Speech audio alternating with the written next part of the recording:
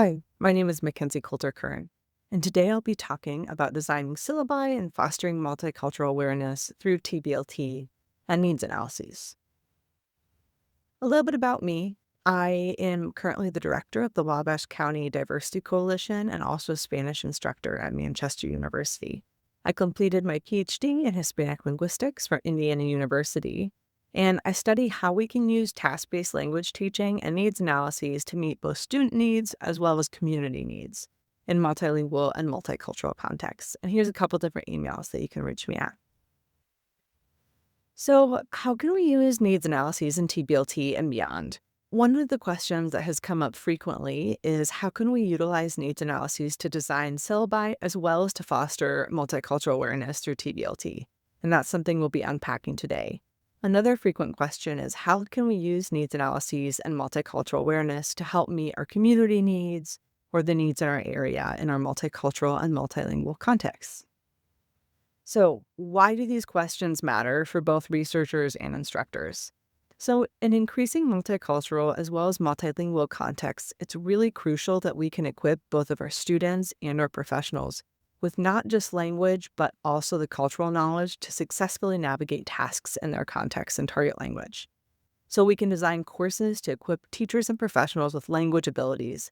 But if they don't have multicultural awareness, will they be able to appropriately carry the task out? So that's one of the things we're exploring.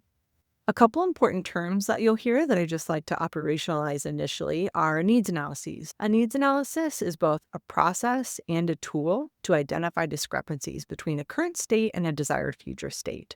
These can be used at both the program level as well as the course level to identify goals, to collect data on a specific context or issues, to analyze data, and then to illuminate solutions.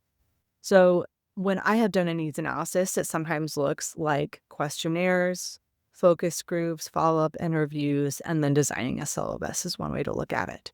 Multicultural awareness.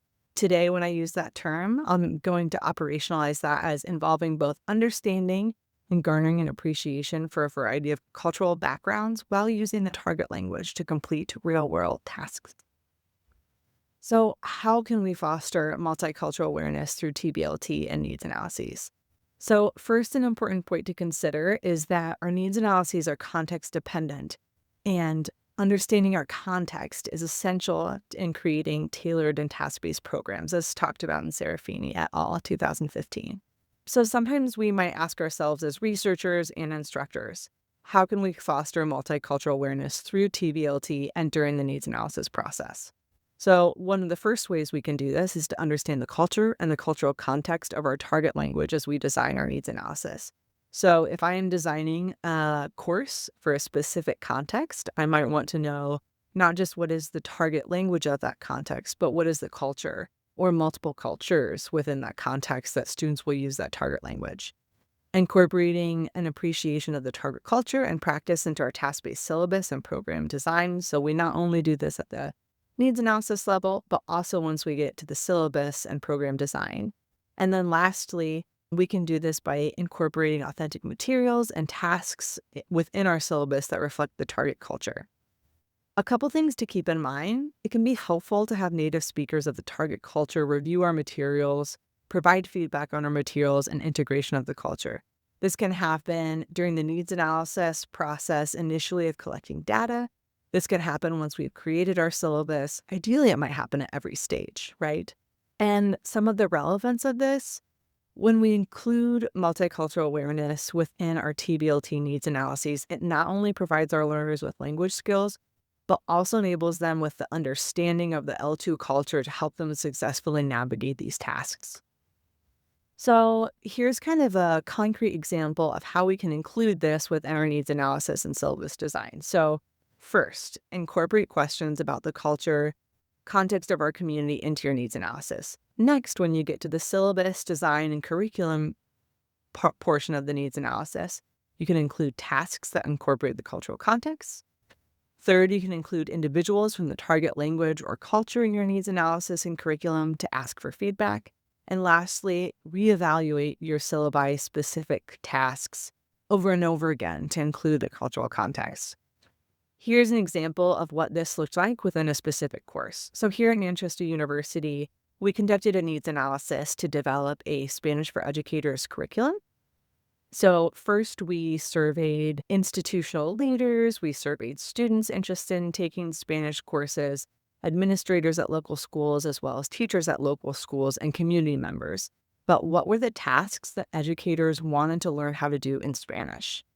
And then we followed up with focus groups, and then we discovered that of all the different types of potential Spanish certificates, Spanish for Educators was definitely the most wanted, and then we built out a Spanish for Educators course as part of that certificate. So the cultural context that we were operating on was creating a Spanish for Educators course in the rural Midwest in an area where there is an existing and growing Mexican and Guatemalan community. So within our needs analysis, we incorporated multicultural awareness at various levels. For example, first, we incorporated it within some of our questions for administrators and teachers in ways such as asking, what are the languages spoken by students and parents at your school? What is the average level of educational attainment by parents in your schools? Are there any cultural customs or practices that are common for families that we should be aware of as we design the syllabi? Because if we're equipping future educators and community members to use, in this case, Spanish within a specific context, we wanted to make sure relevant. Then, once we got to designing our syllabi for this course, we included guest speakers that were native speakers from our cultural context, as well as authentic materials from the community. And one example is we had students learn how to introduce themselves to both parents and students in Spanish, and then we went and practiced this within an adult education center in an ELL classroom. And so we got some hands-on practice and experience with native speakers. Then at the task level, we tried to integrate both audio and visuals from the target cultural context that helped our students communicate effectively. Here's another example task: writing an email to students and parents about what to bring for a field trip. The needs analysis revealed that new American students in this community often derive from warmer climates and might not have experienced cold weather. So as we were completing the task about what to tell students and parents to bring for a field trip, we asked students to focus on cold weather, since we know that's a need in our community of making sure parents know to bring cold weather appropriate clothing. Some ways that we included multicultural awareness in this task were understanding the places that our native Spanish speakers were coming from. We gained an awareness of the needs in the community by talking with teachers, and then we adjust the answers. We also asked our students to include low-cost options for families or second-hand options as well. Here's an example of what that task looked like. So, ¿qué llevar para una excursión? They were asked, what do we need to take to the zoo if it's raining, if it's cold? What are some differences between your partners and your answers? And then we talked about how to write a formal email as well as an informal email to students and parents talking about what to bring and what were the different structures we needed in our salutation, the body, the closing, etc. Another task was creating a daily classroom routine poster for both students and parents. The needs analysis revealed that understanding daily routines in the target language was important. So some of our students coming from Spanish-speaking countries were coming from routines that were very different. And so it was important to have those routines specified for both students and parents. The needs analysis also revealed that many of the parents in the community maybe didn't have all the opportunities to learn to read and write ahead of time. And so we needed to incorporate visuals as well to help make sure that these materials were accessible to both our students and our families.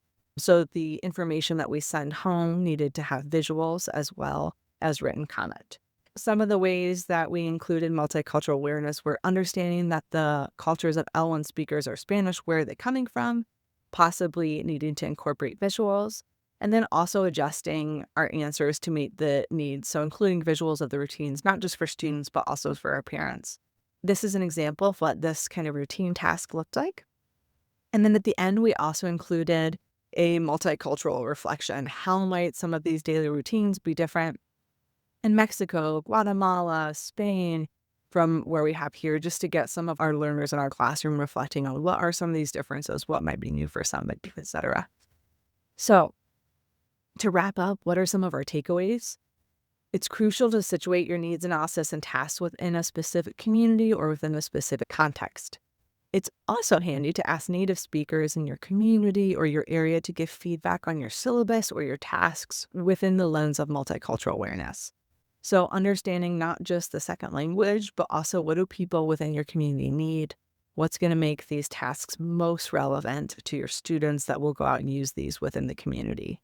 And then adjusting your program or syllabus and tasks to integrate multicultural awareness as well as the needs of the community.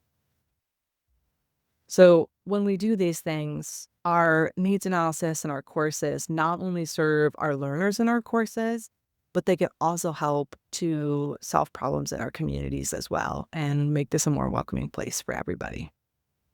A final reflection, TBLT works best when it's appropriately situated within a specific context. Including multicultural awareness in our needs analysis process and syllabus design can increase the utility of our tasks. And lastly, design, evaluate, and reevaluate. Some suggestions for future study.